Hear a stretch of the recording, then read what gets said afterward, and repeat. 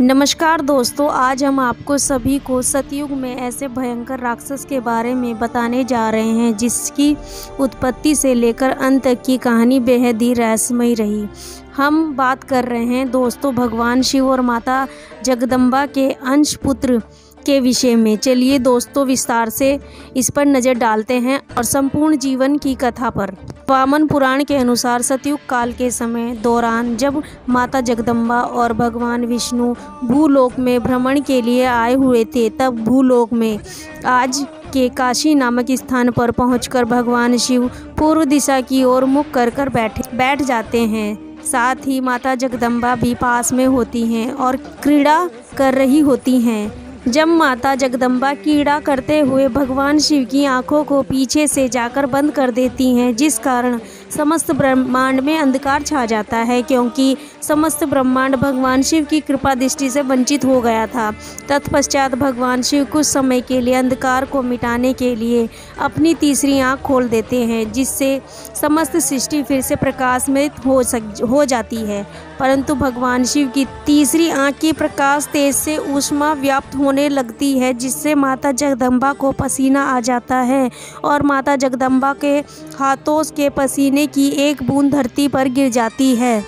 माता जगदम्बा के पसीने की उस बूंद से एक बालक की उत्पत्ति होती है, जो दिखने में बहुत ही भयंकर तथा उसका मुख भी शरीर की तुलना में बड़ा होता है। माता जगदम्बा भगवान शिव से पूछती है, यह बालक किसका है?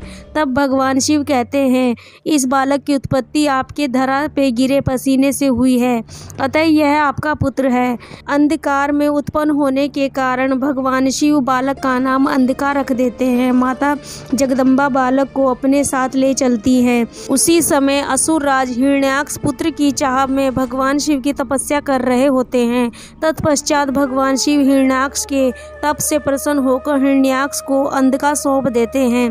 अंधका अब अंधकासुर बन चुका होता है और उस समय असुरी मायावी शक्तियां भी सम्मिलित हो चुकी होती हैं। तत्पश्चात हिरण्याक्ष को अपनी शक्ति का अभिमान होने के कारण तथा देवी देवताओं पर अत्याचार और पृथ्वी को पाताल लोक से ले जाने के कारण दुष्टों का संहार भगवान विष्णु के वाहरा अवतार द्वारा हिरण्याक्ष की मृत्यु हो जाती है। भगवान विष्णु द्वारा हिरण्याक्ष के अंत के बाद अंधकासुर असुरों का राजा बन जाता है और असुरों पर राज करने लगता है। समस्त असुरों को एकत्रित कर समस्त लोकों पर चढ़ाई कर देता है। अंधकासुर अपनी शक्तिशाली असुर सेना के साथ सभी देवी दानव यक्ष गंधर्व इत्यादि पर विजय प्राप्त कर लेता है। तीनों लोकों पर विजय प्राप्त करने के उपरांत अंधकासुर के मन में एक सुंदर कन्या से विवाह करने का विचार आता है, जिसकी तलाश में अंधकासुर स्वर्ण लोक का भ्रमण करते हुए भगवान शिव के यहाँ पहुँच जाते हैं, जहाँ माता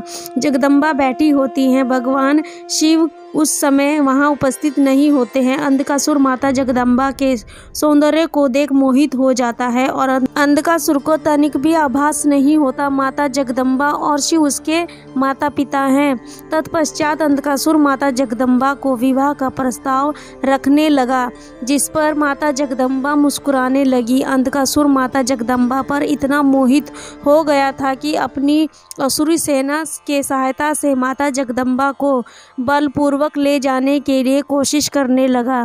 तब माता जगदम्बा ने अपने अनेक मातृकों को उत्पन्न कर असुरों को समस्त असुरी सेना को परास्त कर दिया।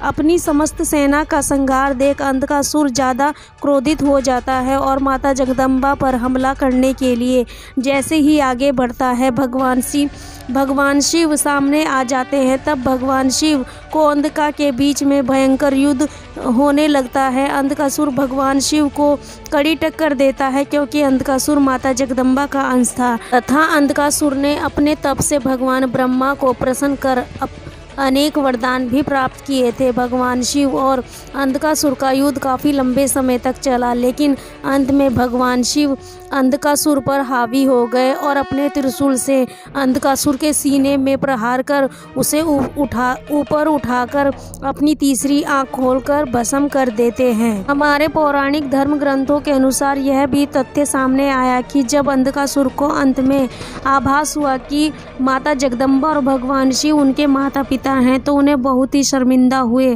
और भगवान शिव माता जगदम्बा से क्षमा याचना करने लगे। तत्पश्चात भगवान शिव अंधकासुर को क्षमा कर उसे भृंगी में रूपांतरण कर अपने शिव गणों में शामिल कर लेते हैं। यह था दोस्तों शिव पुत्र अंधक की संपूर्ण जीवन परिचय। उम्मीद करते हैं दोस्तों आप सभी को हमारे द्वारा दी गई जानकारी पसंद आई होगी।